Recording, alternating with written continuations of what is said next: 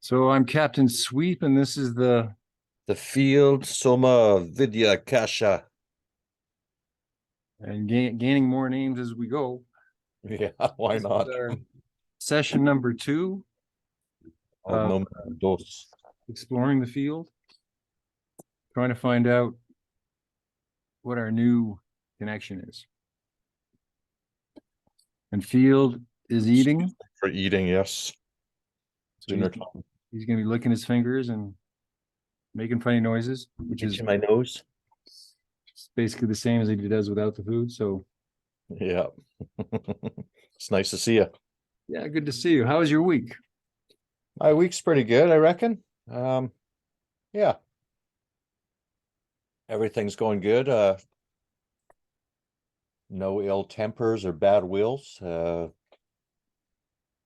Good meditations. Work's going good. You look all red.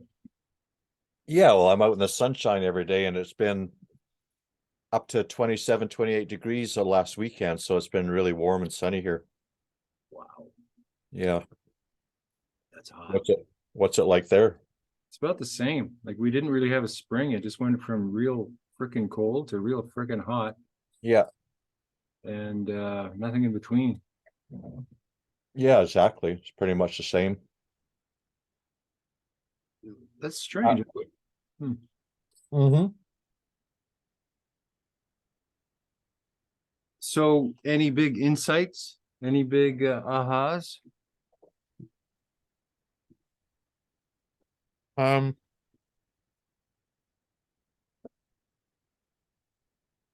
in my meditation, things are opening up a little bit. Um, I've given a little bit of thought to our communication last week and just little openings, nothing huge, but things that I feel like good to explore and talk about and continue with. Uh-huh. How about you? I had a lot come in different ways. Um, Not much in regards to you. Yeah. Um, I just sort of with other people, it's different than the actual work coming in that I'm working on. I feel like I'm in a bit of a null zone with people. Mm-hmm. Um, I don't quite know what to make of it, but it's been that way for quite a while. So it's I get that, and just day to day with my roommates and stuff, it's like conversation seems just flat. It's hard for me to really feel like I'm inside of it and meaningfully engaged. And part of that's on me, and part of it's the context, I think. yeah. It feels as if um to get to this point of the type of work that I'm outputting, that I have to really get alone and silent, Mm-hmm. a lot of meditation, a lot of time spent by myself. And I won't make much effort to be with somebody unless they make an effort to be with me. I got to Yeah. talk with you and Jordan Mm-hmm. online, and I am talking to others, but I'm not doing any recording.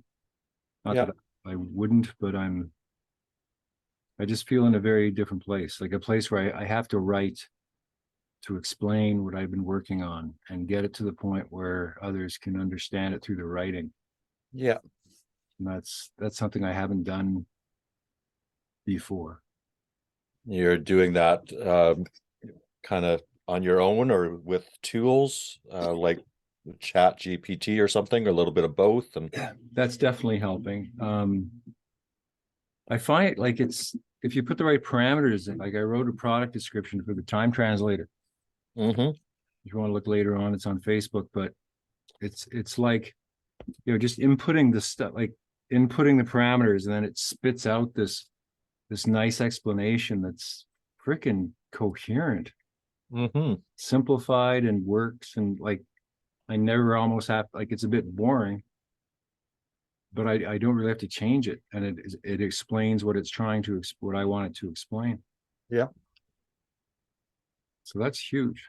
Mm-hmm. because I find when I enter someone else's world, like it just seems, I don't know about you, but the box that people are in, I can possibly imagine, right? They call it the box or the bubble or whatever is the mindset that they're in. Yeah. It's so obvious. It's so structured. And it's like to get to an exploration or to get to a real two-way, Mm-hmm. it's difficult unless you're really going to put the effort in and you're alone with them one-on-one in a group. Forget about it, in my opinion. Well, my challenge on the other side of that coin is when I get into conversations with others and see that box as you label, as you're calling it, that it brings to reference my own box and the edges of my own understanding or the edges of my own skill or the edges of my aptitude, or it just. For sure. I mean, most communication seems to be box to box, but I think real presence is being to being. I'm hoping maybe this is being to being, and we're not, Yeah, well, yeah. that we don't have to sort of defend ourselves or I feel we're at that point of pure honesty with each other, Mm-hmm. that whatever's coming out is really coming from our heart. Um, I, I mean, how much attention? I mean, I think you put a lot of attention on this in terms of pattern or presence, right? Like, how much are you in that pattern, and how much are you, really paying attention? Yeah, a fair amount. I mean, just in conversations with others, and that's in whether it's uh, apathy or resistance or judgment, or that what I'm hearing from another, I'm looking through a color in terms, and then the motivation behind that is there's like this unconscious pattern motivation that's like, I want to say something back that's meaningful. So it's value wise, it's kind of coming from a good place, or it's coming from a, yeah, complimentary place. But still, it's like, and then if I come into presence, I can listen, be present, but then I feel like I can kind of zone out or like lose focus or have a hard time maintaining a sense of connection with the person. Hmm. So that's, yeah, calibrating between presence, even thinking, just watching today, the two terms were consciousness or pure awareness, witness, and phenomenon. But then that phenomenon could be, say, content within awareness. And sort of to bring an analogy, content and awareness, or language and spatial awareness. It's like the two are so closely linked in consciousness, as if they were, say, water, and then applying electrolysis to the water and separating the oxygen out from the hydrogen, or separating awareness out from the phenomenon or the content. So it's like separating out would help to see the patterns or the habits kind of how they're ingrained or instinctual or habitual. And then how do I rejoin them while not losing consciousness or becoming overly engaged in the content, or even potentially seeing how the content is arising from a deeper scope of awareness. Hmm. So then context in that sense, intuition, inspiration, sort of just deeper. Yeah, so noticing depth and in terms of that kind of scope of awareness. Hmm. And then in that sense, that the box, I'm in the water. It's like I'm in water mind. And if I'm in water mine, just carrying on with the analogy, you could say that there's the sunshine shining on the surface of the water, and I'm not seeing the surface, I'm seeing the light as it penetrates the water. So it's kind of shadowy, murky, distorted. It's not really clear in that space. So how to become the sunshine? Where's that deep center of awareness that's really present, that's shining into the moment, Hmm. and still being aware of that there's this reflection that we call language, that we call content, that we call context.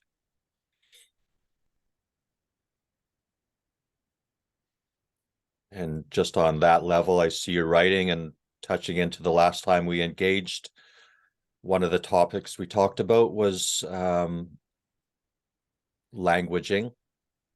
And you had mentioned a fellow that I think it was a fellow that you had worked with, and you were working on mapping some of his language sets, and that he went on to use that to write a book. Right. And so part of this conversation is set within the context of that you're somewhat tracking how I'm, what my language set is, to reflect that back in terms of how that's potentially useful. Yep. And then that ties into, okay, I have my box, you have your box, we have our deeper presence, and how do we both be centered in our deeper presence to see how our boxes create context potentially together in a way that's within the realm of practicalities? Or how do we engage time together? What's our pace? What's our agreements? What's the structure? So those kinds of more formalities. Hmm. Well, I guess a question is, because this would, like I just with you, I always seem to have a lot of assumptions, or I become aware of my assumptions because you'll put them back in my face. Yeah, I don't mean to. I talked about continuity, and I'm just touching back in. And I'm not trying no. to bring a negative, and just that I I think when I'm with people, or a lot of times in my past, I'm trying to figure something out, trying to figure out the connection point. I'm trying to figure out what their need is, or whatever it is, right? Yeah. And that type of probing can often sort of, it's like the monster who picks up the house roof, looks inside at the humans, and all the humans are scattering, going, ah, and the monster's going, wow, humans are pretty funny. And I feel my probing's a bit like that sometimes, where I'm jostling the field so much with my desire to know, or my desire to investigate, that it stops the person from actually telling me probably really what's going on, you know. And I'm good at investigating, I'm good at asking the questions, but Mm-hmm. a lot of times I've got very close and deep with people, but I think I extract way too much information too quickly, and then there's a blowback because most people aren't like that. Mm-hmm. And wondering in terms of when you sort of turn yourself off and then just kind of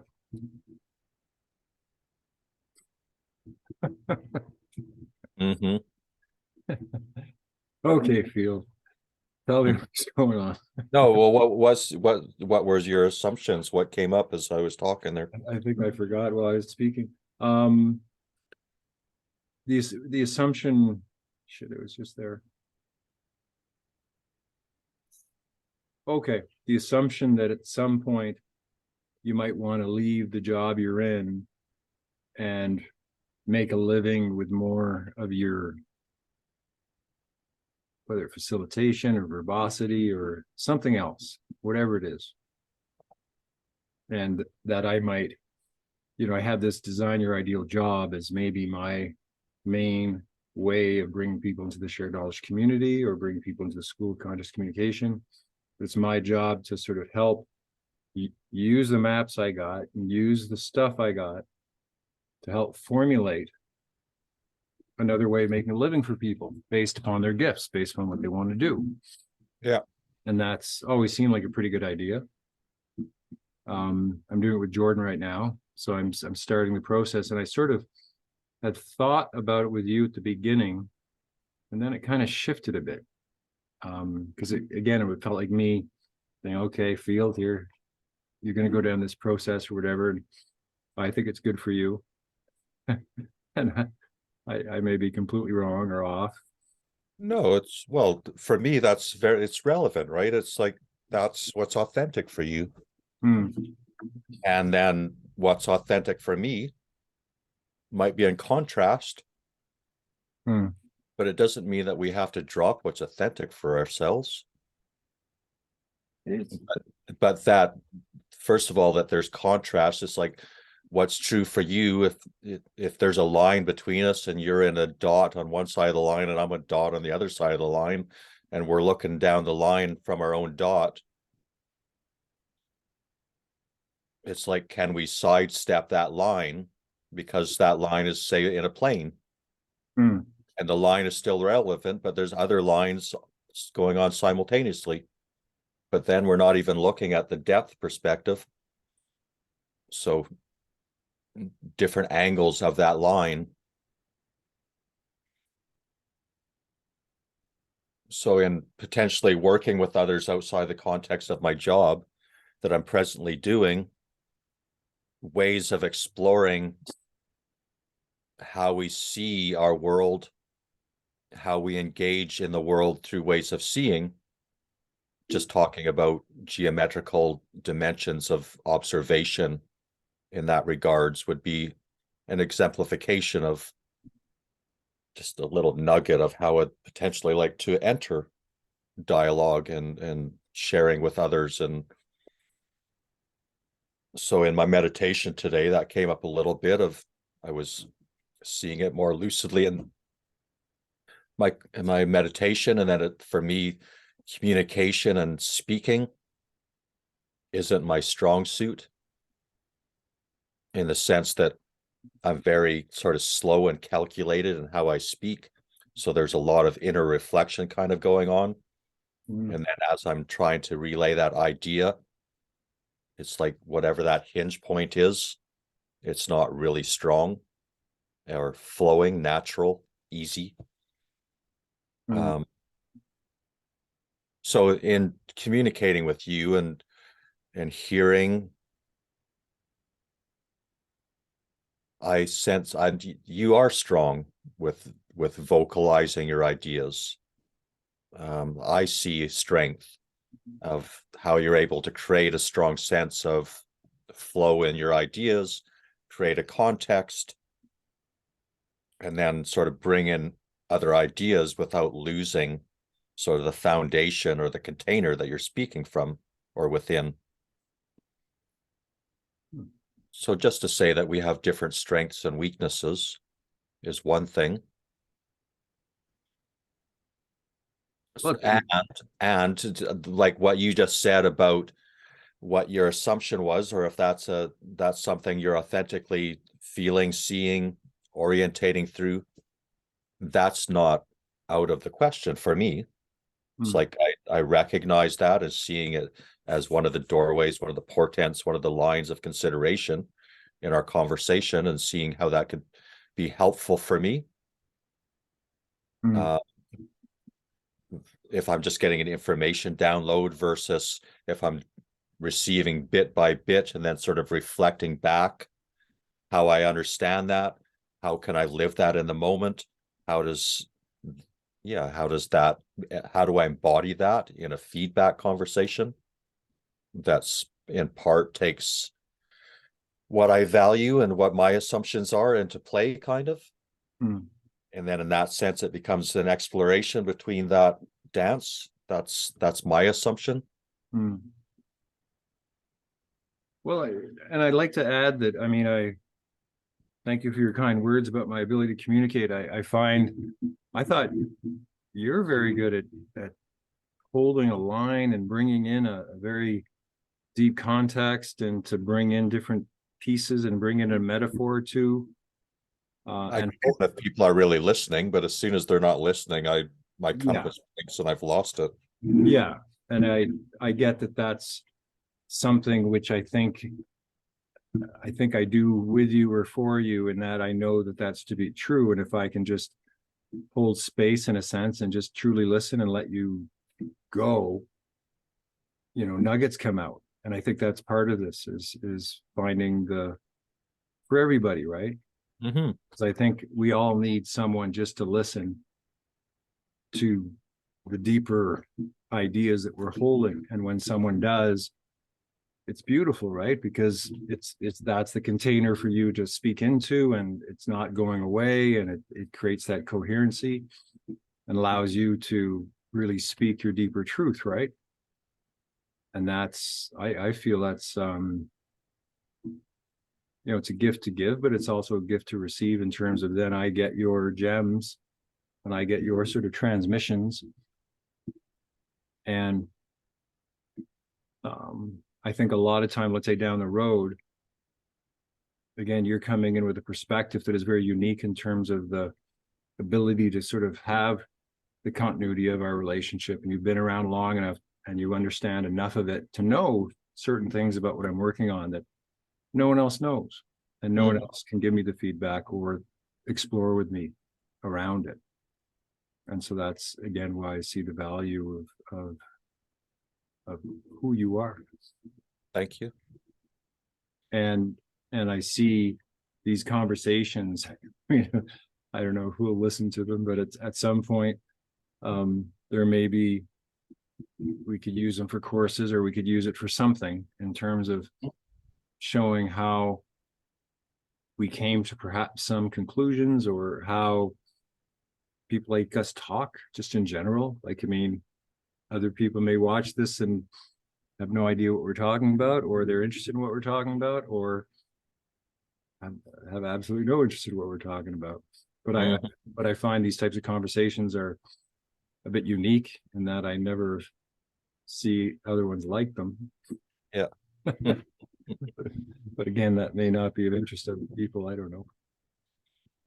Well, it's like that in your screen there, you have that background of the mushroom on the cathedral type image there. And that's a background image that refers to a three-dimensional environment. But you can change that screen. So it's like we could be having the same conversation with different screens in the background or different rooms. Or we could be having the same conversation in terms of understanding the structure of our conversation, understanding the geometry, the spatial geometry of our conversation.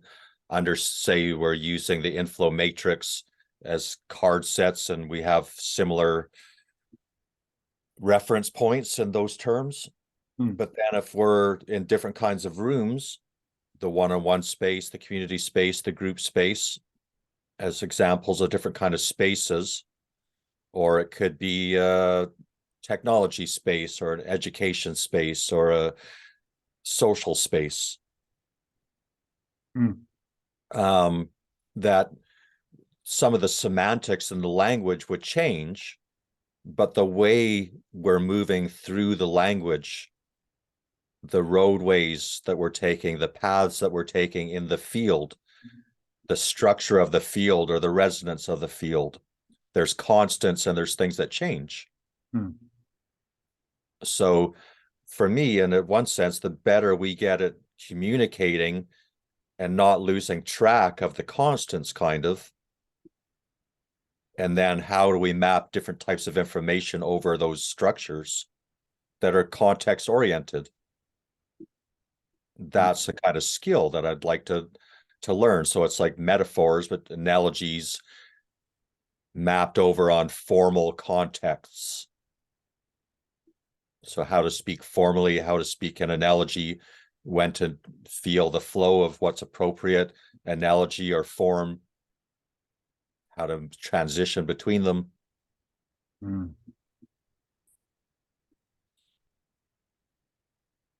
Thank you for all the different beautiful maps and colorings of consideration. You have endless amounts, I'm sure. You know me, I love backdrops. Yeah, they're great. That one's pretty sweet. Hello, how are you doing? I've got things coming in my ear. I don't know. It's but I'm saying hello. It's Valentine's Day. Yeah, yeah. So do you want to do a bit of a reading? I'd like to both draw cards and pick out a idea kind of and go through it, you mean? Yeah. Yeah. What's the question or the focus? Um, well, I always, you know me, I like to start here. Why don't we, I mean, the question could be, I mean, it's kind of up to you, like what could be the connection point on a book? What could be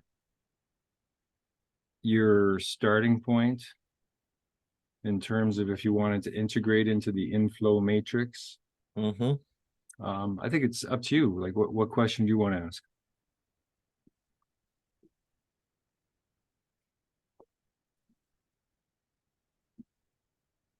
Well, the two contingencies, two contingencies, moving into a different job space, a different vocation space.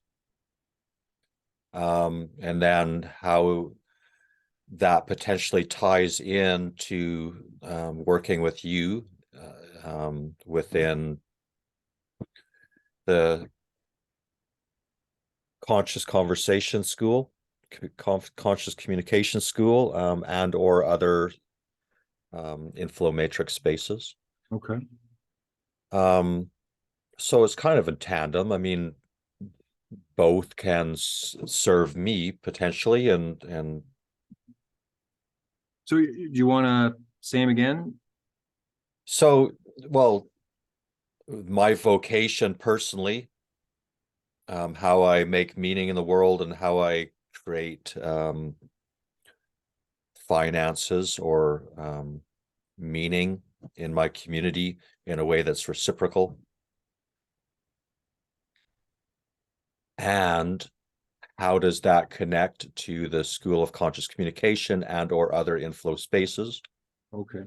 And then more specifically, um, how does my interests and gifts interface with your interests and gifts? And then what is meaningful between us? Those are four questions. Yeah, I mean, Maybe maybe put a different question in each space. mm-hmm, Because like the one-on-one space could be the how do you and I's gifts interact?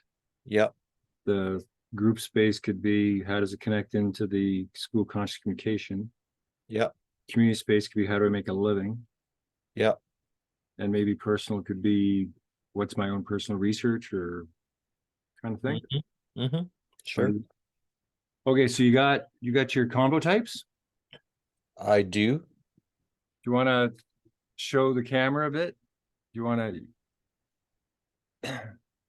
So that's that's coming through properly, right? Yeah, yeah. And then on the reverse side, we have, there's one briefing. If I split the pack here, show another one, we have Extrusion. extrusion. Extrusion. I want to extrusion you. Okay. uh, You don't have to show anymore. but follow up conversation, yes. Okay, so how about sometimes I bring the conscious choice together with divination because Yeah. it brings in more sort of like bringing in what you really want. So right now, why don't you choose 10 combo types that you would like to, like we're going to break it down to 5 through divination, but choose 10 that you want to bring into the divination. And I'll just pause. 10. Okay, so you want to maybe just read out to me the 10 you got? Yes. I have breakthrough, knowledge sharing, connection, healing, needs analysis, exploration, theoretical, intimate, presentation, motivational.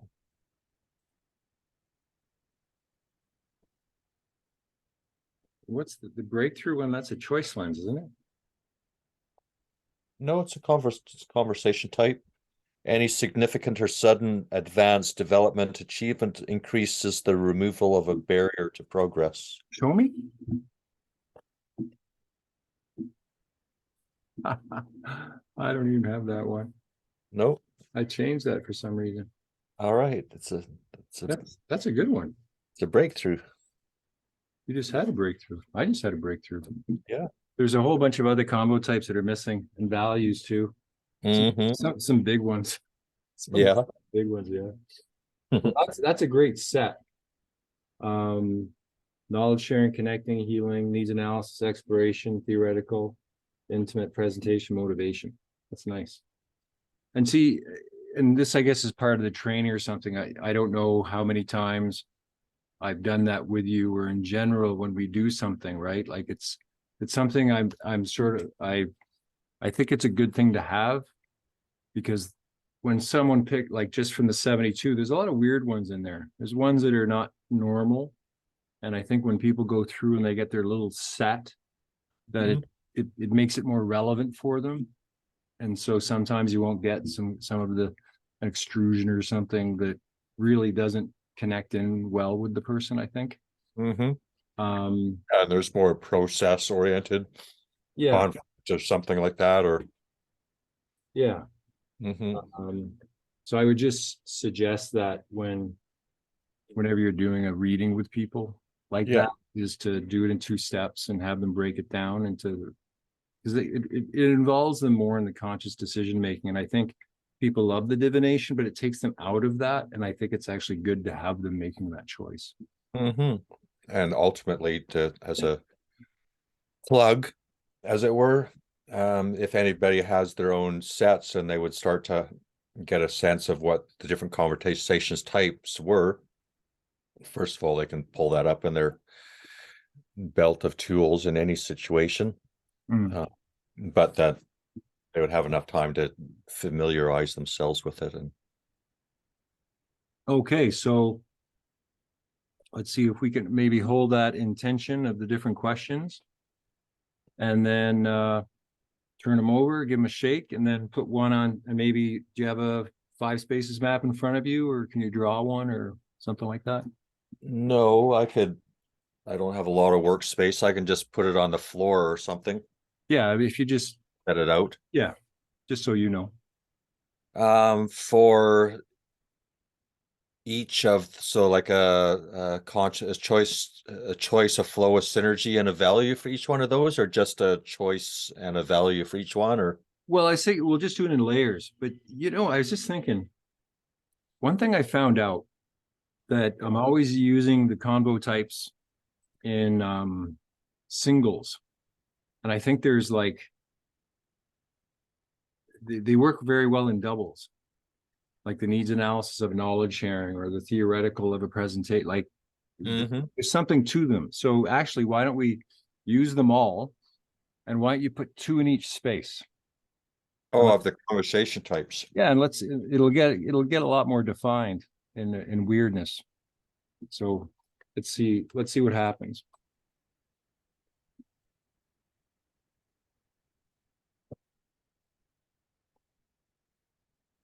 Um, I'm not going to think about which spaces I'm putting them in. I'm just going to put them in the four in the In the four. geometry of it. Okay, and one in the, so One in the middle, yeah. yeah, two in the middle, two in each space.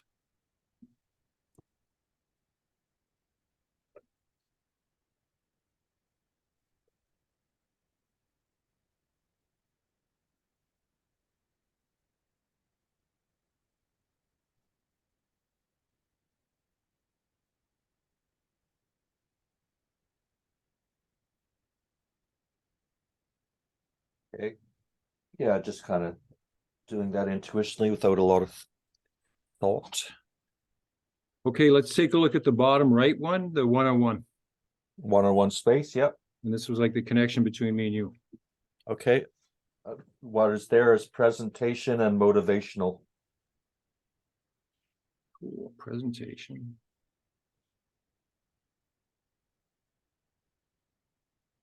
And you've done this as well, or? This is the first time I've ever done this one. No, have you picked the cards? We're just going through mine. No, just gonna do Okay. yours. Yeah. Too much to do me. Yeah.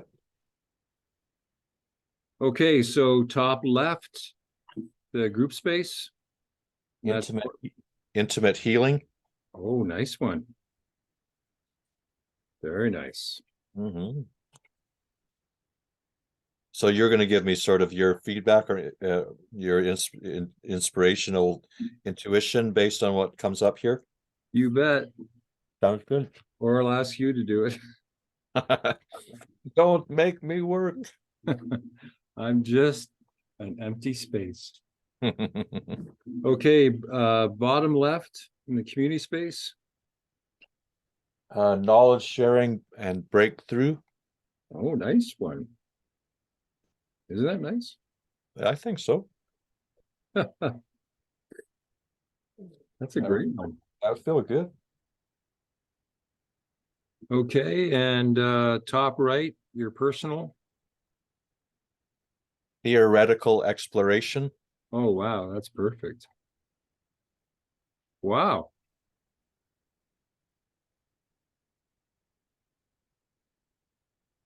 Interesting. And then the middle one? Connecting needs analysis. Wow. Imagine if this was your map for the rest of your life and you had to use it. And this was it. This is it. We couldn't draw any more cards, couldn't change anything. Mm-hmm. You just get it, and this is what you got. It's funny, I think they all seem almost obvious except for the one between me and you. And it's like a presentation about motivating people. That'd be interesting to work on a presentation together on how to motivate people or motivate people to go into the program. Or is it It's and or it could be motivate finding make a motivation presentation for presentation. What is the motivation to present, even in yeah, terms of passion or confidence or alignment or feeling competent? okay, so why don't we go through each one? You go first, and I'll add my little ditty at the end of what you think it means. Mm-hmm. And Where would you like me to start? why do you start at the school conscious communication and intimate and healing? Intimate and healing. Yeah. What was the that's the school of group space Yeah. connected to intimate and healing.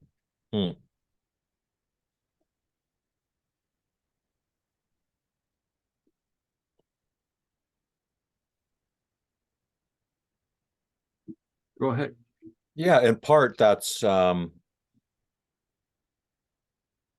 continuing our clearing conversations,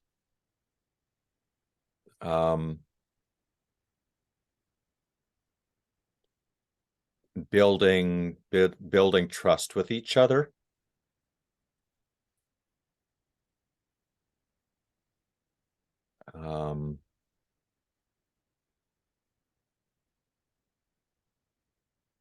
In order to potentially engage with any clients that you would potentially bring me or that I would bring into my own, that would come into my life in regards to sharing the tools.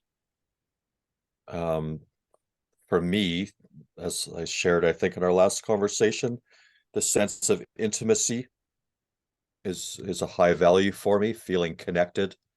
And so for me, there's potentially some healing, just in terms of you know, if I come into a situation where I feel like I want to be seen, what value can I bring to a situation potentially, or so my own healing in terms of where are my blocks to intimacy. Mm. Um, if I come into contact with others in an intimate context and they have blocks to that intimacy, how do the tools help to work through the blocks? What are the different kind of conversational paths to coming to intimacy together?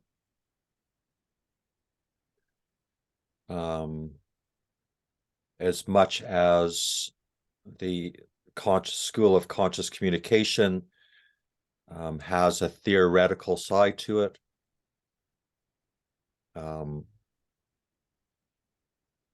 I think a deeper part of the value of bringing people together with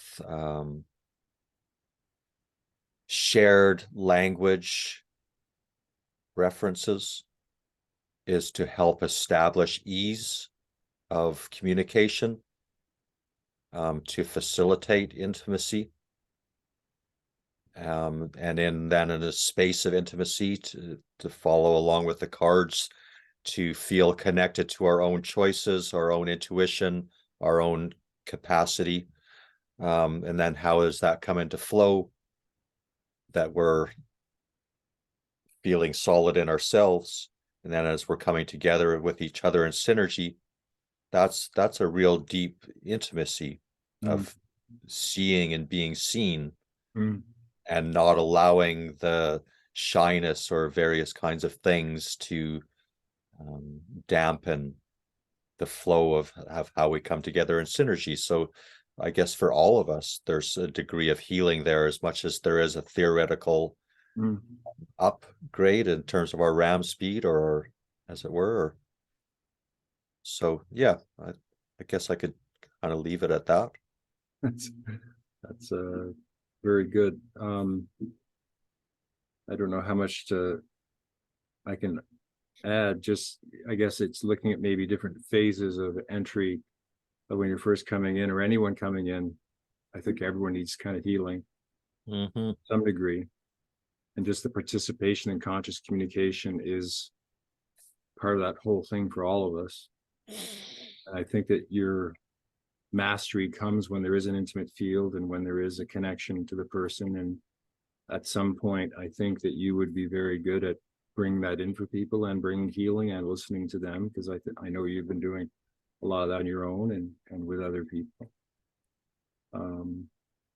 And I just think from the point of view of the School of Conscious Communication, I think healing is a major convo type, you know, for either the people in it or outside it or just between them.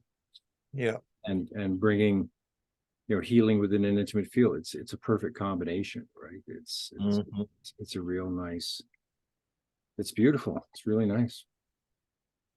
So I would trust that you would be a good space holder for that.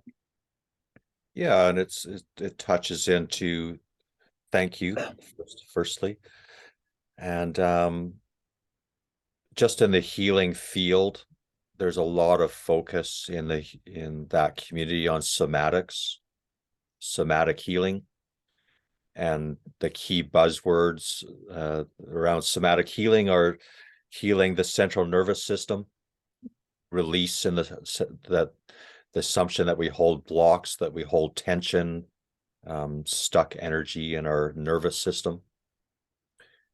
And even potentially, I could go on, potentially talk about different models of that, but what's not talked about as much as is blood and cognition.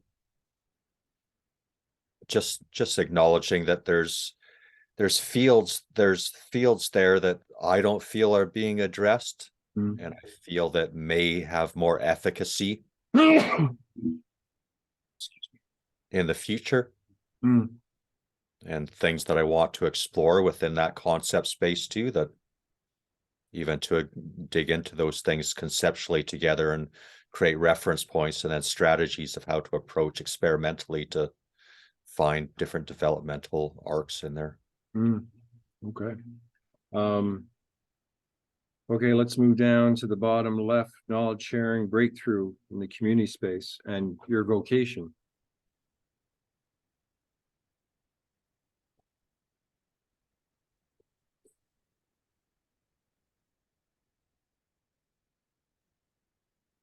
Which I guess kind of touches into what I was just saying about what are the breakthroughs and how we share knowledge.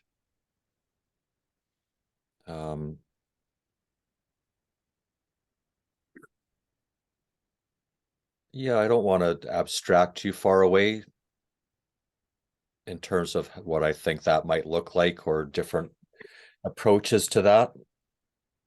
But yeah, just in that sense, in my knowledge sharing, it's more, it involves meditation, different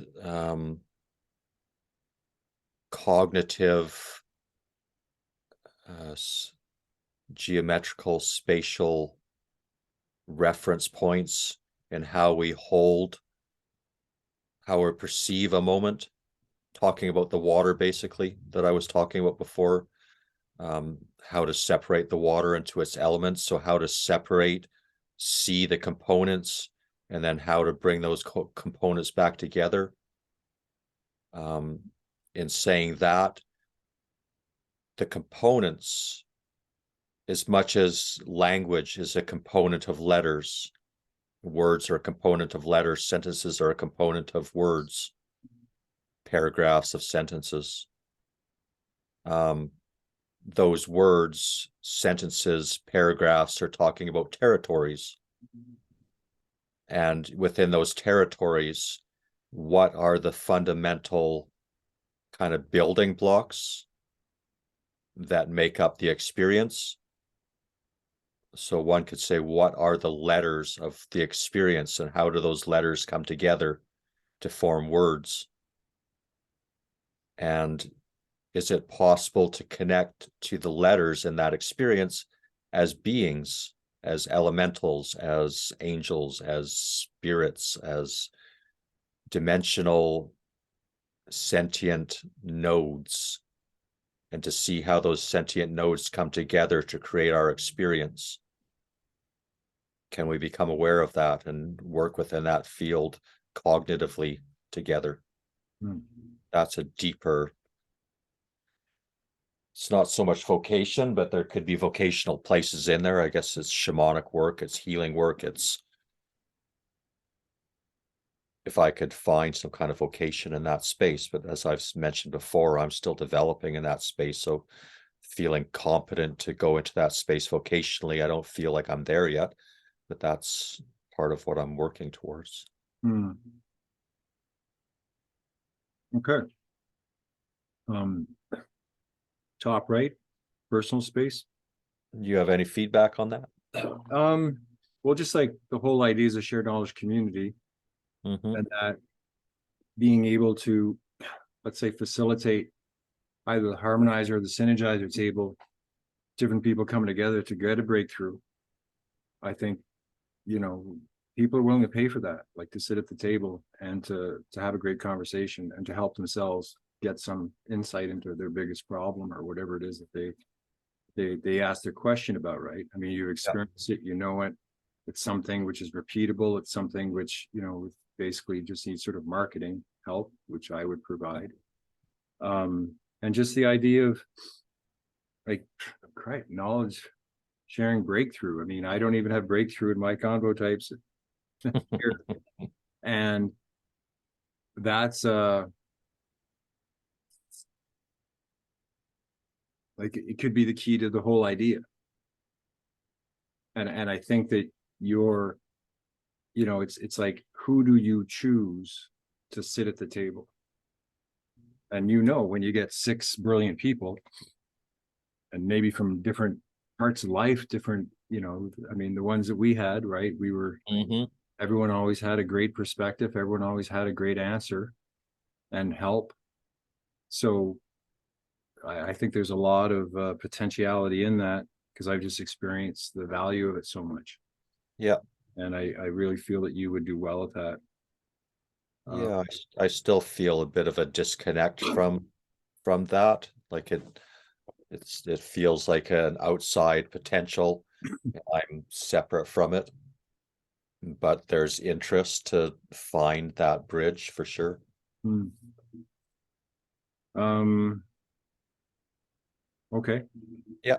So let's go to the personal space, top right, theoretical exploration.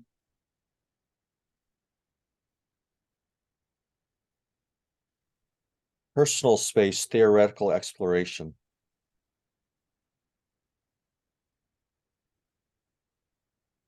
Hmm. Wild, wild. So that's, I mean, I've been exploring various theoretical models of life and everything. I feel, at least for now, that I've finally come to a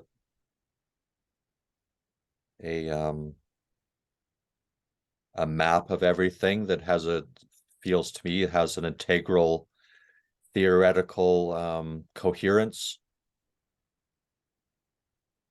And then within that theoretical coherence, I feel like I can explore the territories um, with a greater sense of precision, or that I'm able to track what my potential progress is and where my blocks are more. Hmm.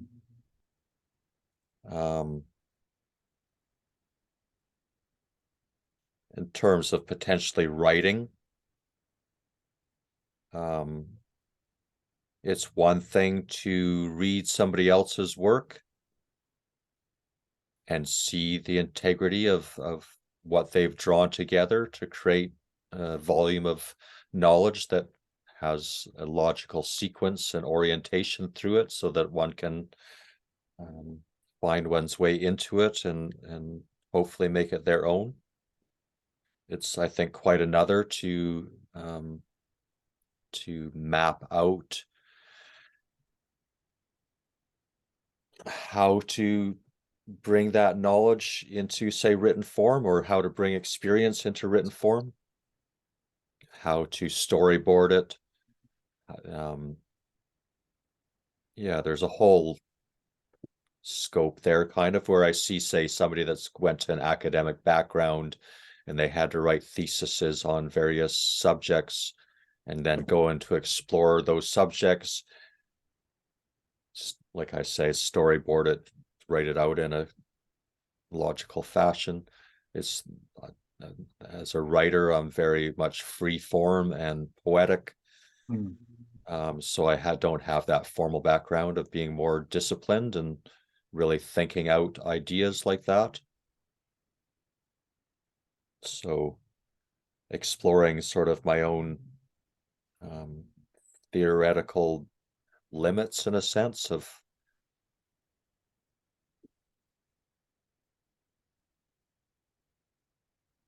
exploring how I can take my theory and put it into practice. Hmm. Hmm. I guess that might be a nugget. Hmm. I think, one of my ideas was finding a person for each one of the convo types to be the master or the teacher or the whatever they could be. Mhm. And while it may not be fair, but I put you at theoretical. Remember, I Yeah. sort of said that. Mhm. So to have it in the personal space with exploration, which is essentially what we're doing, is, to me, is a bit of a, I don't know, feather in the cap, but it's it's nice to see Mhm. in terms of, because we do play a lot with theory, Yeah. and I think just what you're saying in terms of we do explore and to find how to put it into practice. Like we're doing it right now. We're taking the combo types and we're taking and we're making a map, which hopefully, to me, is going to help to stabilize the field within the beginning of, well, what does this mean? Right now, you've got to explore what this means, and each one of them has huge potential, I think, in terms of Mhm. again, if you just mastered these 10 together for the rest of your life, I think you could make a living with it, in my opinion. Yeah, and for myself, taking that in, and also that just in terms of how we are engaging, having those as reference points potentially, and how to track and see whether something's building or contracting within those different areas, especially when it comes to the one-on-one space and the community space, with how it practically crosses over with yourself. For sure. Okay, bottom right, presentation, motivation, one-on-one space, and how our gifts come together. Presentation and motivational. The first thing that comes up is Captain Sweep in the field, with the value of humor. Presenting ideas to, and how would that motivate others to be interested, in participation. So whether it's as Captain Sweep or the field with a value of humor, or it's through different archetypes, different role representations with different values. Fluid flex between us, potentially even to on a side note or a sidebar, exploring different polarities or dyads, ideas of dyading with each other, and exploring, yeah, what archetypes, what values, can we be flexive and fluid between different archetypes. And so I'm interested in exploring that more. That's one side of it. I mean, I guess an obvious one kind of is that I'm hearing from you that there's that you are holding the space of motivating me to become a presenter, that you feel a motive and see the value of me potentially being a presenter.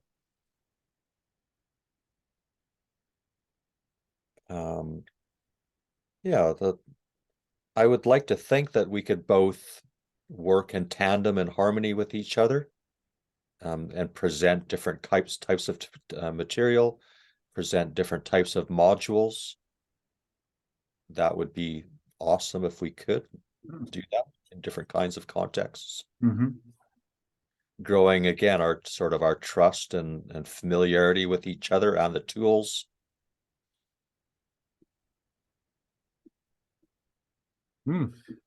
Feedback. I find it very interesting, again, to use this as a map, and then the one-on-one space is me and you. Like our space right now is here. Yeah. Then there's your personal space, my personal space, and then there's the group space where we may or may not be interacting within a, it just kind of works. Yeah. I mean, it sounds silly for me to say that because I see this as the main map, to start with. So of course it works, but we're not proximally close to each other, but it's like, I love playing guitar, and I've sat with you. We recorded something once, but even I'm always looking for people to jam with, and I know you like to do free form poetry and stuff, and just that there's different fields that we can explore in together. And you like ping pong, and I'm a really lousy ping pong player, but just in terms of that friendship space too, I would like to. That's always been on the back burner for me. Not to put a damper on it, but it's like, because the inflow matrix is such a strong motivating force in your life. For me, sometimes I felt the friendship intimacy field that suffers a little bit because of that. For sure. And that's something I found life is pretty damn dull without friends, and it's pretty. My whole life has really been about my friends, Yeah. who I spend time with. And then this work came in and kind of, holy cow, I'm out of rapport with nearly everybody because of the communication system, which is a bit ironic. Because I guess I've always felt that this larger political context is where we should be focusing. And I think I might have got that beaten out of me. I think I've come to my Waterloo, or come to my, I mean, it's just an ongoing discussion, right? In terms of how we feel about the big picture and how it affects us. But I'm glad too. I'm glad. I like to hear that in terms of, and it's funny because like I haven't really presented my work. I did it once online. I've never done it really in public. I've never shown what I've done. Well, you have at different points in time with different iterations that you had. I mean, Yeah, can, it was more you using the tool rather than giving a okay, presentation yeah, about it. I get it. And I did sort of, I would like, at some point have a fairly large audience and have all the two of them on stage and go, this is this, and this is this, and this is this, and this is this, and this is how Like a TED Talk content kind of feel, yeah, or yeah, like, and just like at least once, just try to share the idea, because there's a lot of pieces to it, and it's now, after such a long time, it makes sense to me now. It's the pieces, I know where the pieces go and I know how they fit, and I'd like to get some audience. Oh, yeah. what is he talking about? Okay, And so then when you share something like that, you want entry points that people can come in through, and to have that kind of secure and organized so that you're not going to lose that attention that you might garner in that context. Yeah. well, and I think also that I think it's more of a team presentation. I think it's more, I would prefer to do it with a bunch of people and everyone get their shot and not be the sole guy, and be more of a curator, conductor, bringing in the different pieces. And because what I have is more of a connector, right? So I'd So rather you show need how to start writing mystery plays, is what you're saying. I never thought of it that way. The I'd kill you off with, Steiner and Gurdjieff, both of them, those just come to my mind. But in the beginnings of their works, they were writing mystery plays and creating archetypes within a storyline to sort of storyboard the forces and flows of their ideologies. huh? Well, I imagine like now that I've given animal characters to the convo types, that it opens the door for multiple characters and lots of Yeah, totally. fun. Okay, sacred space. Yeah. Connecting and needs analysis. Connecting and needs analysis. Yeah, sacred space. That's I've talked about in my meditations. At least as I understand it, I'm attempting to clear a space internally and to sensitize that space in such a way that it's not reflecting my memories, instincts, habits, but that it becomes a screen that would reflect my higher self, guidance, higher principles, higher values, and then learning how to maintain a certain lucidity in that space. That's still, you could almost say, cognitively rational, in the sense that it could look at the content that's being reflected in that space as much as one might look at how mathematics makes sense, or how geometry comes into form based on points and vectors. So there's a certain kind of scientific lucidity in that space that's inspired by higher designs of higher principles of design, as you could say, Hmm. where it's talking about the letters and the words and the sentences. I want to learn how to see the letters in that space and how they're coming together to create words, how they create reality. Hmm. And then within that lucidity, that my needs analysis, that my inspiration is coming from true intuition and not fantasias of my own grasping. Hmm.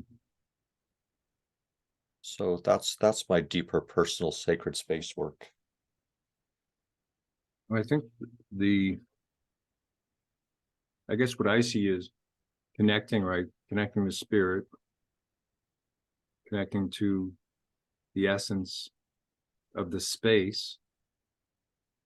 And then if you can do a true needs analysis for people from that space, from that emptiness, and really being able to get that boom, because sometimes there's big leverage points, right? Sometimes it's, what does someone need? It just, maybe it's a kind word, or maybe it's a fatherly hug, or maybe, whatever it is in that moment, if you deliver it, and if that's at the sort of core of these other spaces, right? Yeah. Because that's what you do, you tune in, and then you see, and Ultimately, yeah, that's if I'm in alignment with that, with the kind of soberness that I aspire to, for sure. so In that's, that sense, being able to see, you talk about seeing auras, seeing into their body, seeing into their organs, seeing into their thinking patterns. Are they rigid? Are they flowing? Are they fluid? And sort of becoming a karma mechanic, as it were, in that regards. and then I think when you bring that over to intimate healing, like, again, that's a good center, like for you, I think, because you're talking about your coherence and talking about what's your reference point. We just created a reference point, right? That in language and structure, and to Yeah. the bigger idea. Yeah. I think that's magnificent. Yeah, well, it reaffirms for me. It's like all those four external spaces, I don't feel super competent in any of them, and in all of them, I'm trying to um, strengthen my muscles, as it were, by exercising within them. But my main focus in terms of where I'm trying to put as much energy as I can is in that central one, and that's always been my underlying value, Mm. that if I'm true to that central one, all of these other ones are not based on mimicking things from the outside that I think might be valuable based on what the outside is telling me, because ultimately I start to get schizophrenic when I look at that, because there's so many contradicting or contrasting pieces of information. Mm. So for me, and then I create value judgments on others based on what I feel like that's what they're doing in a lot of cases. Mm. And when I have conversations with them, I don't get a sense that, okay, if you really were in that center as I see the potential of that center, you would be talking to me as if you were seeing my aura, as if you were, and it wouldn't be just theoretical. It's like I feel like I could sense Mm. that deeper authenticity, or that they're a sunshine rather than a moon, I guess I could say. Anyways. Okay, so what I'm thinking, I want to leave you with an assignment that's a little bit different than normal, Mm-hmm. but I think it might cement in for you a little bit stronger the idea of bringing in the values. Because, like, for next week, I want you to choose, like, somehow I would like more from your intuition, I think, to bring in a value for each convo type, so two per space, and that for next week to have you choose the values, but let them come in. Like, as you're working or something, all of a sudden you go, oh, you know, Mm-hmm. I already said humor presentation kind of thing, but Yeah, so yeah. something like that, where I don't want you to divine it, I want you to intuit it.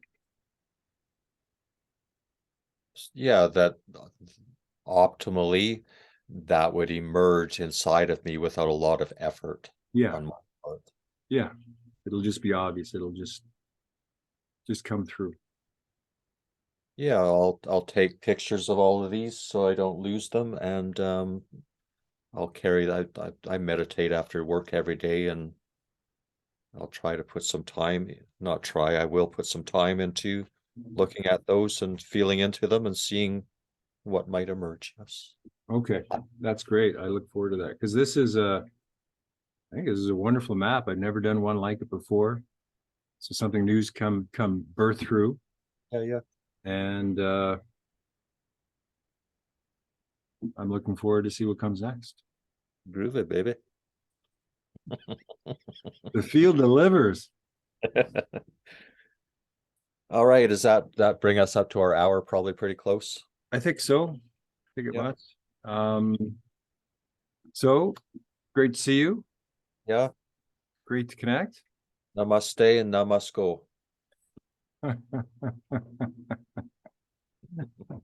For anyone watching, thanks for watching. I hope you enjoyed Captain Thank you. Sweep in the field. Yeah, And likewise. stay tuned for the next session. Much love.